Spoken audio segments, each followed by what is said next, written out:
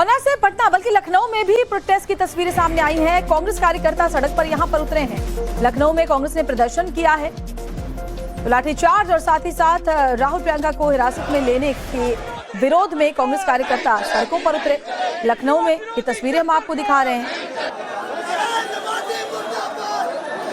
देश में कांग्रेस कमेटी भी आज प्रदर्शन कर रही है। आपको तस्वीर दिखाते हैं कांग्रेस मुख्यालय के, किस तरह से तमाम जो कांग्रेसी कार्यकर्ता है वो हाथों में लाठियां लेकर जो है वो प्रोटेस्ट कर रहे हैं। और खुद जो अजय राय प्रोटेस्ट हैं तो देखिए किस तरीके से ये जो आप लोग प्रोटेस्ट कर रहे हैं, क्या मकसद है इस प्रोटेस्ट का आपके? नहीं, प्रोटेस्ट का एक ही मकसद है कि भारतीय जनता पार्टी के लोग आज पूरे देश को बर्बाद कर दिया, पूरे देश को आज तानाशाही की तरफ ढकेल दिया। हमारे एक कार्यकर्ता डटकर आज विरोध कर रहे हैं। हम प्रमुख मंत्री के आवास घेरने चल रहे हैं।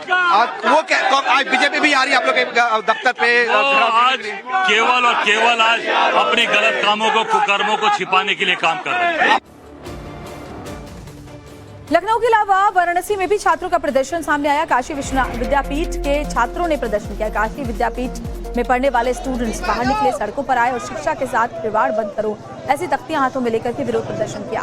दिल्ली विरोध प्रदर्शन की आंच वाराणसी के भी विश्वविद्यालयों तक पहुंच रही है। वाराणसी के महात्मा गांधी काशी विद्यापीठ में सैकड़ों छात्रों ने पेपर लीक और दिल्ली में छात्रों पर हुए लाठीचार्ज को लेकर विरोध जताया। इस दौरान उन्होंने सरकार के खिलाफ जमकर नारेबाजी की। बातचीत में छात्रों ने केंद्रीय शिक्षा मंत्री के इस्तीफे की भी मांग रखी।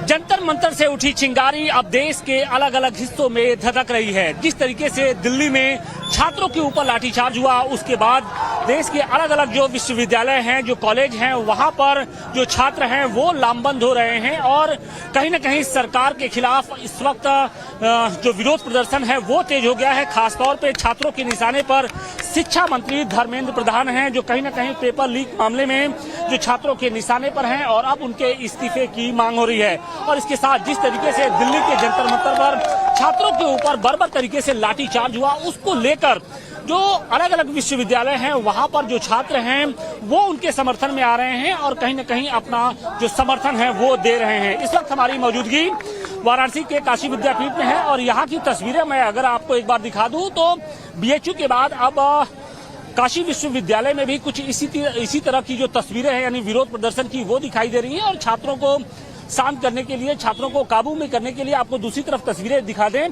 देखिए ये ड्रोन उड़ाया जा रहा है प्रशासन की ओर से। इसके अलावा भारी संख्या में जो पुलिस फोर्स के जो जवान हैं उनकी तैनाती की गई है। कुछ छात्र हैं, हम उनसे बात करेंगे।